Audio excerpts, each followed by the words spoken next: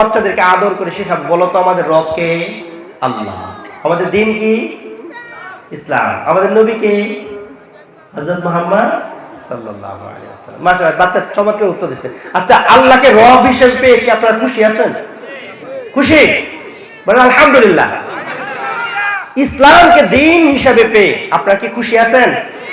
নাকি জাতীয়তাবাদী, সমাজতন্ত্র, সেকুলার, ধর্মনিরপেক্ষতাবাদ, বামরাম এটা ভালো লাগে নাকি ইসলাম ভালো লাগে? আমরা কি চাই? ইসলাম। ইসলাম পেয়ে কি খুশি আছেন? ইসলামকে দিন হিসেবে পেয়ে কি খুশি? মুহাম্মদ সাল্লাল্লাহু আলাইহি ওয়াসাল্লামকে নবী এবং রাসূল হিসেবে পেয়ে কি আপনারা খুশি? তাহলে আমার সাথে একটা দোয়া করেন, বলেন রাদিতু বিল্লাহি রাব্বা ওয়া বিল ইসলামি দীনা ওয়া বি মুহাম্মাদিন নাবিয়্যান ওয়া রাসূলা।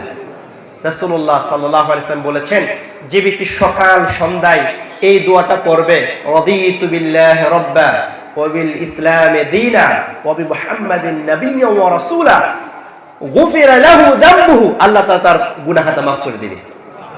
আরেকটা হাদিসে এসেছে ওয়াজাবাত লাহুল জান্নাহ, এই দোয়া পড়ার কারণে আল্লাহ তাআলা তার জন্য জান্নাত ওয়াজিব করে দিবেন।